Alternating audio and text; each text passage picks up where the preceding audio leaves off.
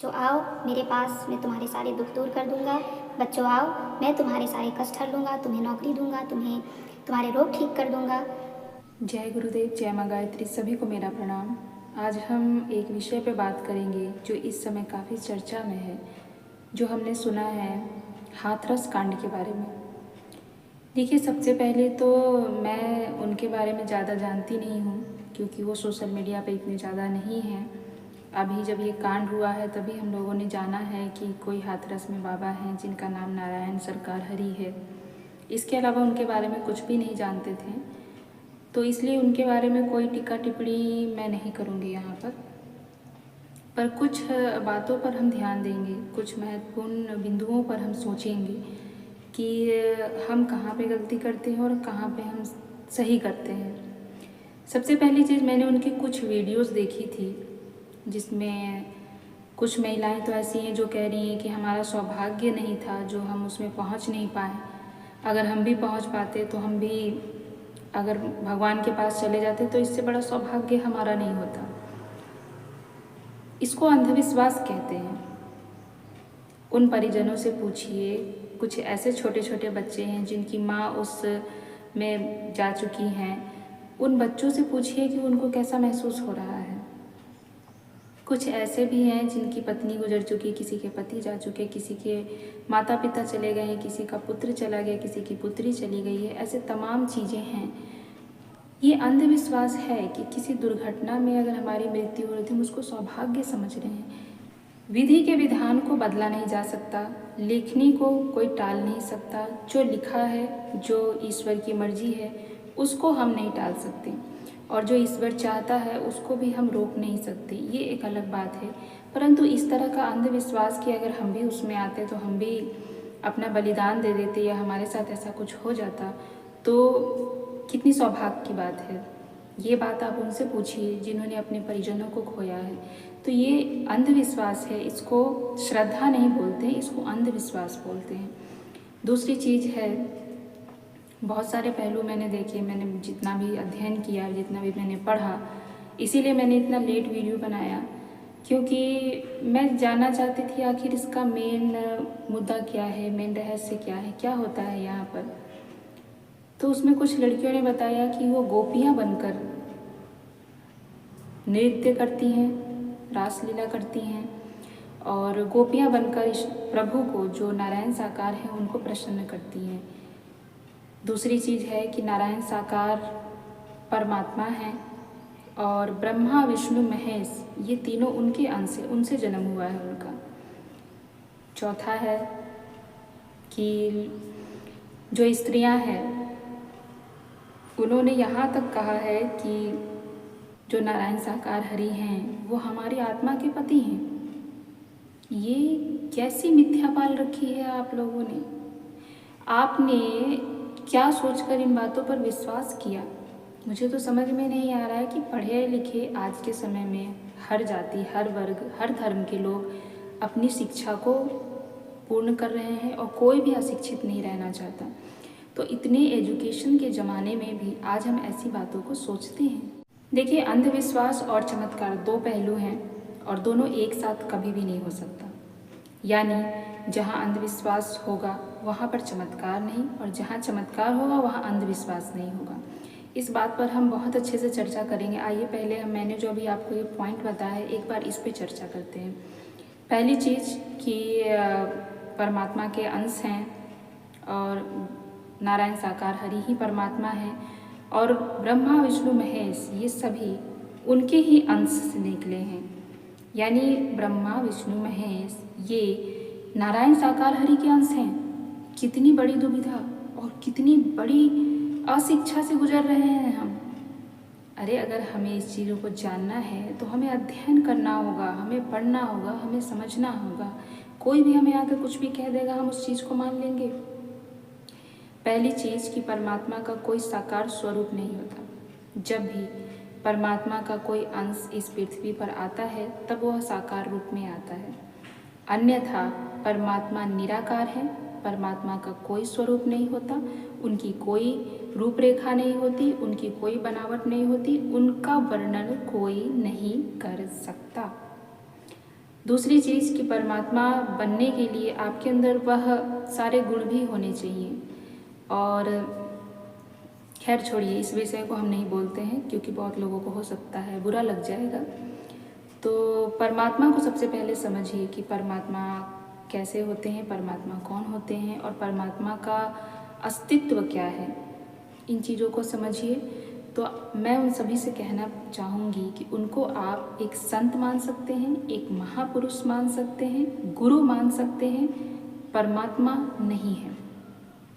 नारायण साकार हरि जी को परमात्मा का नाम देकर आप परमात्मा को शर्मिंदा मत कीजिए। परमात्मा एक अनुभव करने की चीज़ है और जिसको परमात्मा के दर्शन हो जाते हैं वह इस दुनिया में सबसे अधिक भाग्यशाली होता है। तो आप सभी से मैं कहना चाहूँगी कि आप लोग परमात्मा को समझिए, उस दिव्य चेतना को समझिए जिसने इस पूरी सृष्टि को बनाया है, उसको समझिए और फिर आप खुद सोचिए कि हमें किसे परमात्मा मानना चाहिए और किसे हमें गुरु मानना चाहिए, किसे संत मानना चाहिए, किसे योगी मानना चाहिए। सभी में बहुत अंतर है। ठीक है, अब आते हैं उस बात पर कि आत्मा के पति हैं या फिर गोपियाँ बनने की बात आती है। यदि आपको गोपियाँ बनने का इतना शौक है, आप चाहते हैं कि गोपी बनकर हम ईश्वर को प्रसन्न करें, तो आप कृष्ण को प्रसन्न कीजिए ना। आप गोपी बनकर भगवान कृष्ण को प्रसन्न कीजिए। भगवान कृष्ण हैं आपको गोपी रूप में स्वीकार करने के लिए। भगवान कृष्ण आज भी हैं जो आपको उतना ही प्रेम करते हैं जितना वो जब इस पृथ्वी पर आए थे तब करते थे सभी से। भगवान कृष्ण को गोपियों की आवश्यकता नहीं है। भगवान कृष्ण को अगर गोपियाँ चाहिए तो निधि वन में आज भी बहुत सारी गोपियाँ हैं। भगवान केवल प्रेम का भूखा है, भाव का भूखा है। आप जिस भाव में उनको पूजेंगे ना, भगवान उस भाव में आपको अपने अंदर समा लेंगे, आपको अपना लेंगे। जैसे सुदामा जी को अपनाया था, भगवान को सच्चे मन से पुकारिए, वो आपको हृदय से लगा लेंगे, गले से लगा लेंगे।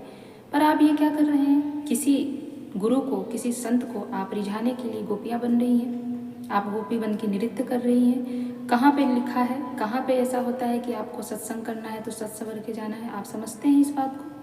आपको समझना चाहिए इस बात को कि अगर आपको गोपी भी बननी है तो आपको सजने संवरने की आवश्यकता नहीं है। गोपी के भाव रखिए। गोपियों के भाव क्या थे?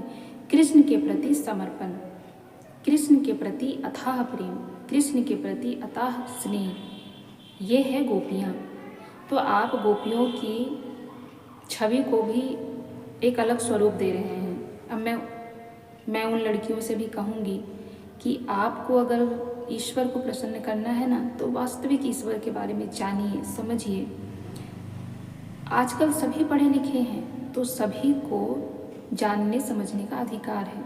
आप पुस्तक पढ़िए, आप हमारे वेदों को पढ़िए, उपनिषदों को पढ़िए, शास्त्रों को पढ़िए, पुराणों को पढ़िए। आप विभिन्न प्रकार के आध्यात्मिक दर्शनों का दर्शन कीजिए, आपको सत्य स्वयं समझ आ जाएगा।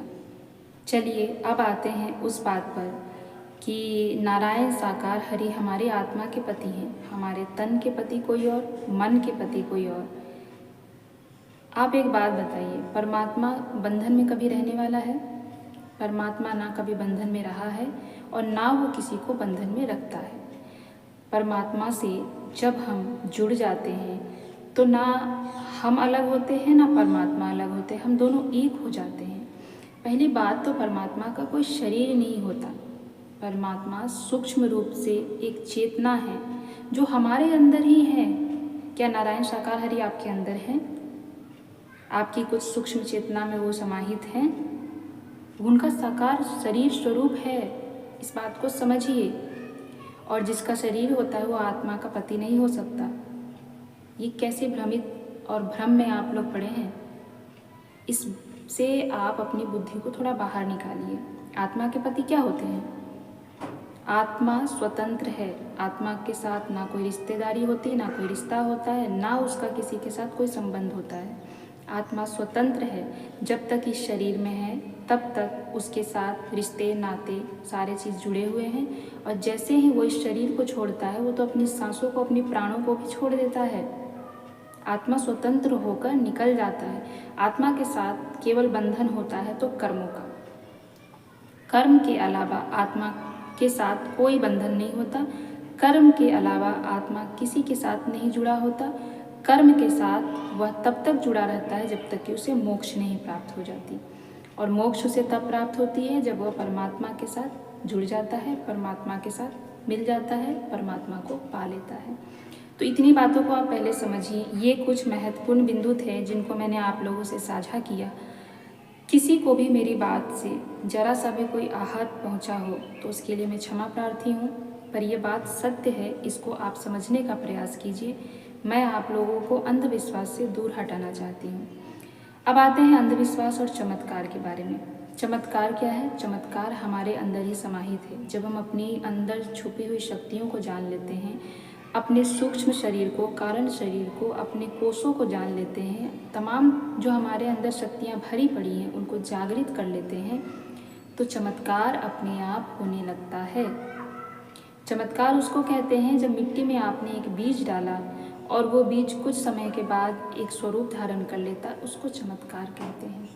चमत्कार उसको कहते हैं कि जब आप चाह कर भी बारिश चाहते हैं हो जाए और नहीं होता है, परंतु अकस्मात जब ईश्वर की इच्छा होती है तब अपने आप हो जाती, इसको चमत्कार कहते हैं। कोई भी साइंस जबरदस्ती का कुछ भी नहीं बना सकता ईश्वर की इच्छा के बिना। तो चमत्कार कोई अलग से चीज़ नहीं है जिसको कोई भी आकर बोले। अब आज मैं भी आप लोगों से बोल दूं कि बच्चों आओ मेरे पास, मैं तुम्हारे सारे दुख दूर कर दूंगा। बच्चों आओ, मैं तुम्हारे सारे कष्ट हर लूँगा, तुम्हें नौकरी दूंगा, तुम्हें तुम्हारे रोग ठीक कर दूंगा। तो ये चमत्कार नहीं है। चमत्कार मुझे पहले खुद नहीं पता कि मैं कौन हूँ, मेरे अंदर क्या शक्तियाँ हैं, मैं आपका भला कैसे कर सकती हूँ। तो ये अंधविश्वास है। मैंने आपको कुछ कहा, आप मेरे पीछे पीछे चल लीजिए। संयोग बस मैंने आपसे कुछ कहा और वो हो गया, तो इसको चमत्कार नहीं कहते, इसको कहते हैं तुक्का लगना। यानी कि आपके साथ वो चीज़ होना था, मेरे मुख से ईश्वर ने मुझे निमित्त बनाकर वो कहलवा दिया, तो ये हो गया चमत्कार। अब अंधविश्वास, आप वहीं पे अंधविश्वास को पैदा कर देंगे। आप जाके सबसे कहेंगे कि अरे वो दीदी ऐसे बोली थी, मेरा ऐसे हो गया, आप भी जाओ। अब तो क्या हुआ, लोगों का आना जाना शुरू, अब मेरे भी ऐसे बोल दो, मेरा भी ऐसा कर दो, मुझे भी ये कह दो, मेरे भी ये काम बना दो। वहाँ पर हम जुड़ जाते हैं अंधविश्वास से, जो कि सभी के साथ नहीं हो पाता। अब मैं हर किसी को हर एक चीज़ नहीं बोल सकती, क्योंकि जो कुछ भी होता है वो ईश्वर के अनुसार होता है, ईश्वर की इच्छा के अनुसार होता है। मैं ईश्वर से बड़ी तो नहीं, या कोई भी ईश्वर से बड़ा नहीं। जब हमें कोई चमत्कार चाहिए, आप सच्चे हृदय से, सच्चे भाव से, आप सच्चे हृदय से, सच्चे भाव से और सच्चे हृदय से आप जाकर परमात्मा के पास, परमात्मा को याद करके आप जब कुछ भी बोलेंगे ना, परमात्मा आपकी बात सुनेंगे, और यदि वो आपके लिए सही है तो परमात्मा आपको तत्क्षण उसको दे देंगे, और अगर आपके लिए वो सही नहीं है तो परमात्मा उसे आपको नहीं देंगे। तो ये है परमात्मा का चमत्कार। आप लोग अंधविश्वास से बाहर आइए और इस चीज़ को समझिए। सबसे पहली बात तो गुरु कौन होता है, गुरु का क्या काम होता है? गुरु होता है जो हमें अंधकार से प्रकाश की ओर ले जाए। वो गुरु कभी नहीं हो सकता जो आपको अंधविश्वास की ओर ले जाए, जो आपको आपके कर्मों से विमुक्त करे, जो आपको सत्य से दूर करे। वो गुरु कभी नहीं हो सकता। गुरु वो होता है जो आपको सच्चाई से अवगत कराता है। इसीलिए आप जब भी गुरु बनाइए तो सोच समझ के गुरु बनाइए। गुरु के अंदर कुछ आपको गुण देखने चाहिए। गुरु कौन होता है, कैसा होता है, इसको आपको भली प्रकार से समझना होगा। आपको जिसको भी गुरु बनाना है आप बना सकते हैं। हमारे भारत में बहुत अनेकों संत हैं, महात्मा हैं, ऋषि मुनि हैं, अनेकों अवतार पुरुष यहाँ पर आए हैं और आते रहेंगे। तो आपको उनके जीवन को पढ़ना है। सबसे सही चीज़ मैं बताऊँ, आपको उनके जीवन को पढ़ना है, आपको उनके जीवन को जानना है कि उस व्यक्ति ने अपने जीवन में कितना त्याग किया, कितनी तपस्याएं की और कितना समाज के प्रति अपना योगदान दिया। जब इन बातों को आप मिलाएंगे तब आप सच्चे गुरु को चयन कर पाएंगे। आप देखिए कि जिसे आप गुरु बना रहे हैं उसने अपने जीवन में, उसने स्वयं के ऊपर कितना काम किया है, उसने कितनी तपस्याएं की हैं, उसने समाज के लिए, देश के लिए, कितना त्याग किया है और उसने अपनी कितनी तपश्चर्याएं बढ़ाई हैं। तो इन चीज़ों को जब आप ध्यान में रखेंगे तो आपको सच्चा गुरु मिल जाएगा। और सबसे बड़ी चीज़ होती है कि सच्चा गुरु होता है वास्तविक में, आपको उसको देखते ही मन प्रफुल्लित हो जाएगा। आपका मन, उसे बस ऐसा लगेगा कि मैंने किसी को पा लिया। और वो ऐसा नहीं होता कि किसी को भी देख के हो जाए, पहली चीज़। अब दूसरी चीज़ आती है गुरु की सादगी। जब आप देखेंगे तो गुरु चाहे फटे हुए वस्त्र पहना हो, चाहे गुरु ने वस्त्र नहीं पहने हो, लेकिन आपको उनके मुख पर तेज दिखाई देगा। आपको ऐसा लगेगा कि वास्तव में इनके अंदर कुछ शक्तियाँ हैं, वास्तव में ये एक महापुरुष हैं। हमारे भारतवर्ष में अनेकों गुरु संत ऋषि मुनि आए हैं। अनेकों उदाहरण ले लीजिए आप, जैसे देवराहा बाबा को ले लीजिए, पवहारी बाबा ले लीजिए, जलहारी बाबा ले लीजिए, स्वामी विवेकानंद, स्वामी दयानंद सरस्वती, रामकृष्ण परमहंस, अनेकों व्यक्ति हैं, अनेकों ऋषि मुनि हैं। पंडित श्री राम शर्मा आचार्य को ले लीजिए। पंडित श्री राम शर्मा आचार्य के जीवन को जब आप पढ़ेंगे तब आपको समझ आएगा कि वास्तविक त्याग क्या होता है। एक नन्हे से बालक ने कितना योगदान किया और पूरा जीवन केवल त्याग त्याग त्याग, तपस्या तपस्या तपस्या, समाज सेवा समाज सेवा समाज सेवा। अपने लिए कुछ नहीं सोचा, अपने लिए उन्होंने कभी कुछ नहीं सोचा। इस समाज का उद्धार कैसे हो जाए, इस देश का उद्धार कैसे हो जाए, मैं कितनी तपस्या कर लूँ ताकि लोगों के कष्ट को हर सकूँ, मैं कितनी अपनी तपस्याएं कर लूँ जिससे मैं सही निर्णय ले सकूँ। अरे उनके लिए तो ऋषि मुनि लोग भी आने लगे उनकी सहायता के लिए, क्योंकि उनका उद्देश्य सात्विक था, उनका उद्देश्य स्वार्थहीन था, उनका उद्देश्य दूसरों की सेवा के लिए था। उनके अंदर सेवा भाव, करुणा भाव, ममता, संपूर्ण चीज समाहित थी। तो ऐसे गुरु का वर्ण करना चाहिए, ऐसे गुरु की खोज करनी चाहिए, जो कोई मुश्किल काम नहीं है। आप भी चाहेंगे तो गुरु को खोज सकते हैं, गुरु आपको अवश्य मिलता है। और दूसरी चीज़ है कि गुरु भी स्वयं अपने शिष्यों को ढूंढता है। हम तो बहुत भाग्यशाली हैं, हम सब तो बहुत सौभाग्यशाली हैं जो पूज्य गुरुदेव ने हमें अपना शिष्य बनाया, उन्होंने हमें चुना, उन्होंने हमें ढूंढा।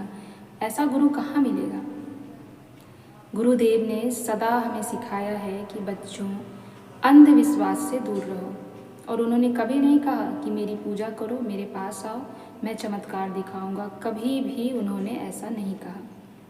हाँ, आज जो हम सब उनकी पूजा आराधना करते हैं क्योंकि वो पूजनीय व्यक्ति हैं, वो उनके शिष्यों की श्रद्धा है, वो हमारी श्रद्धा है। हम उनकी पूजा अर्चना कर रहे हैं, हम उनको श्रद्धा भाव समर्पित कर रहे हैं, हम उनको प्रेम भाव समर्पित कर रहे हैं, इसलिए हम उनको अपने हृदय में रखते हैं। ये एक अलग बात होती है। परंतु उन्होंने जब तक जीवन अपना जिया तब तक कभी भी ये नहीं कहा कि बच्चों सब कुछ छोड़कर मेरी पूजा करो। उन्होंने केवल एक बात पर जोर दिया कि तुम सब गायत्री की उपासना करो, गायत्री की पूजा करो, गायत्री से जुड़ो, गायत्री मय हो जाओ। क्यों कहा गायत्री मय हो जाओ? क्योंकि गायत्री ही है जो हमें पार लगा सकती है, गायत्री ही है जो हमें परमात्मा से मिला सकती है, गायत्री है जो हमारे जीवन में चमत्कार कर सकती है, गायत्री ही है जो हमारे जीवन को परमात्मा की ओर ले जाकर हमें सही मार्ग दिखा सकती है, गायत्री ही है जो हमारे जीवन को चमत्कारों से भर सकती है, गायत्री ही है जो हमें ढेरों आशीर्वाद दे सकती है। यानी गायत्री को कामधेनु कहते हैं। कामधेनु का मतलब समझते हैं आप सब? कामधेनु का मतलब होता है वह जिसके सामने आप कुछ भी बोले वो प्रकट हो जाता है। कामधेनु गाय कुछ भी आपको दे देती थी, तो वही कामधेनु है गायत्री। गायत्री वह शक्ति है जो आपको सांसारिक, भौतिक सभी प्रकार की वस्तुएं दे सकती है। तो फिर हम क्यों किसी के पीछे भागे जब हमारे पास एक कामधेनु है, जब हमारे पास एक ऐसा पावर है, जब हमारे पास एक ब्रह्मास्त्र है, तो हम उसको छोड़कर अन्यत्र क्यों भागें। इसीलिए पूज्य गुरुदेव ने कहा है कि बच्चों अंधविश्वास में कभी मत फंसना, उस मार्ग को चुनना जो तुम्हें ऊंचाई पर ले जाए, जो तुम्हें परमात्मा से मिला। आप सारी किताब, सारे वेद, सारी पुस्तकों का अध्ययन कर लीजिए, आपको एक ही निचोड़ मिलेगा कि मनुष्य को उत्थान पर ले जाने वाला केवल एक है, वो है गायत्री मंत्र। गायत्री मंत्र ही है जिससे आप संपूर्ण शक्तियों को प्राप्त कर सकते हैं। गायत्री मंत्र ही है जो आपके जीवन को चमत्कारों से भर सकता है। गायत्री मंत्र ही है जो आपको जीवन में चमत्कार से परिचय करा सकता है। तो इसलिए पूज्य गुरुदेव की बात को मानिए और आप सभी गायत्री का जप कीजिए।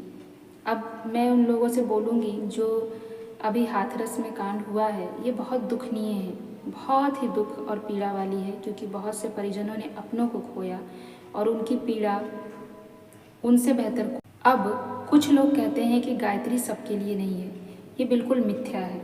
गायत्री सबके लिए है। गायत्री किसी विशेष जाति, विशेष धर्म या विशेष व्यक्ति के लिए नहीं है। गायत्री को हर धर्म, हर जाति और हर कोई जप सकता है। गायत्री महिलाओं के लिए भी है, गायत्री हर जाति के लिए है, गायत्री हर व्यक्ति के लिए है। तो गायत्री कोई भी जप सकता है। आप किसी भी ग्रंथ, किसी भी पुस्तक, किसी भी शास्त्र, किसी भी धार्मिक अध्ययन कर लीजिए, आपको एक ही बात मिलेगी कि गायत्री मनुष्य के लिए है, गायत्री ब्राह्मण के लिए है। ब्राह्मण से अर्थात श्रेष्ठ व्यक्ति। ब्राह्मण का अर्थात श्रेष्ठ व्यक्ति है, जो श्रेष्ठ है वो जप सकता है।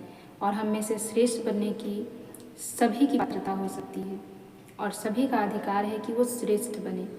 तो इसीलिए जाति धर्म के इन बंधनों को छोड़कर आप गायत्री का जप कीजिए और जाति धर्म के नाम पर जो आपको भटकाते हैं, जो आपको अंधविश्वास की ओर ले जाते हैं, उनसे दूर होइए। ईश्वर के लिए उसकी सभी संतान एक बराबर है।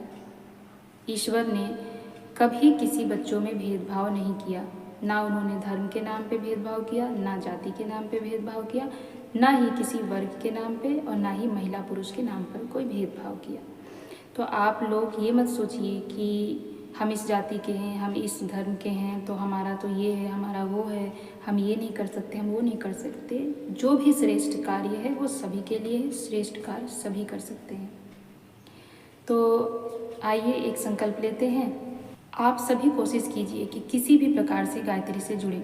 गायत्री से जुड़ने के अनेकों मार्ग हैं। पूज्य गुरुदेव ने मंत्र जप भी बताया है, मंत्र लेखन भी बताया है और गुरुदेव ने चालीसा का पाठ भी बताया है। मैंने सभी पर अलग अलग वीडियो बनाए हैं और गायत्री को कैसे जपते हैं, इसके नियम क्या हैं, कौन कौन इसका अधिकारी है, सभी पर आपको वीडियो मिल जाएगा। तो आप इनको करिए। जो मंत्र जप नहीं कर सकते वो लिख लीजिए और जो लिखना पढ़ना नहीं जानते वो किसी से चालीसा पाठ करवा के सुनकर उसे याद कर लीजिए, उसके साथ साथ गा लीजिए। तो तमाम रास्ते बताए हैं गुरुदेव ने गायत्री से जुड़ने का। और अब हमारा भी कर्तव्य है कि हम लोगों को गायत्री से जोड़ें। किसी भी प्रकार से उन्हें गायत्री से जोड़ना है, ताकि गायत्री सद्बुद्धि की देवी है। जब उनको सद्बुद्धि मिलेगी, अंधकार से प्रकाश की ओर आएंगे, अंधविश्वास और चमत्कार में भेद करना जानेंगे, सच्चे गुरु का चयन कर पाएंगे और अपने जीवन को एक सही दिशा, सही उद्देश्य से परिपूर्ण कर पाएंगे। तो इतना हमें करना है कि लोगों को समझाना है, लोगों को बताना है कि जाति धर्म कुछ नहीं होता और सभी मनुष्य ईश्वर के सबसे प्रिय पुत्र होते हैं। इसीलिए भगवान ने उन्हें इतनी बुद्धि दी है। तो हमें अपने उस बुद्धि का विकास करना है, उस बुद्धि का उपयोग करना है और सही मार्ग चुनना है। किसी के भी बहकावे में मत आइए। हर कोई अपना स्वार्थ पूर्ण करने के लिए आपको बहकाएगा, आपको गलत चीज़ बताएगा। तो आपको वहाँ पर अपनी बुद्धि प्रयोग करके आपको सही निर्णय लेना है। और कोई भी आपके दुख को दूर नहीं कर सकता सिवाय ईश्वर के। तो ईश्वर की शरण में जाइए, ईश्वर का हाथ थामिए, ईश्वर के सामने रोइए, ईश्वर से लड़िए, ईश्वर से झगड़िए, ईश्वर से प्रेम कीजिए, ईश्वर के गले लगिए। किसी को आत्मा का पति बनाने की ज़रूरत नहीं है, किसी के लिए गोपी बनने की ज़रूरत नहीं। तो बस इतना ही कहना था मुझे आप सभी से। किसी को ठेस पहुंचाने का मेरा उद्देश्य नहीं है। बस मैं इतना चाहती हूँ कि मेरे सभी भाई बंधु, सभी लोग एक सही दिशा में जाएं, सही मार्ग अपनाएं और अपने जीवन को सही उद्देश्य से पूर्ण करें और सही मार्ग अपनाकर वह अपने जीवन को सफल बनाएं। केवल इतना ही मुझे कहना था आप सभी से। बाकी आपकी स्वयं की इच्छा, आपको जो रास्ता अच्छा लगता है आप उस रास्ते पर जा सकते हैं, क्योंकि भगवान ने हमें बुद्धि विवेक दिया है इसलिए कि हम अपने रास्ते स्वयं चुनें, अपने कर्म स्वयं करें और हम अपने बारे में अच्छा बुरा स्वयं सोच सकें। तो अपनी बुद्धि को विकसित कीजिए, अपनी बुद्धि को बढ़ाइए और किसी की बातों पे मत जाइए, मेरी भी बातों पे मत जाइए। अध्ययन कीजिए, सोचिए, समझिए और तर्क कीजिए, तब आपको चीज़ें समझ आएगी। अपने आप में अकेले में बैठ कर चिंतन कीजिए, क्या सही है क्या गलत है। आपको अपने आप आपके मन की आवाज़, आपकी आत्मा की आवाज़ स्वयं सुनाई देगी और वो स्वयं आपको बताएगा कि सही क्या है गलत क्या है। लेकिन निष्पक्ष होकर सोचिएगा। जब भी हमें अपनी आत्मा से कोई बात करनी है तो निष्पक्ष होकर हमें सोचना है। पक्षपात करेंगे तो निर्णय गलत हो जाएगा, इसलिए निष्पक्ष होकर जब हम करेंगे तो निर्णय सही मिलेगा। तो बस इतना ही कहना था मुझे। बहुत बहुत धन्यवाद आपका। कोई गलती हुई उसके लिए क्षमा प्रार्थी हूँ। जय गुरुदेव।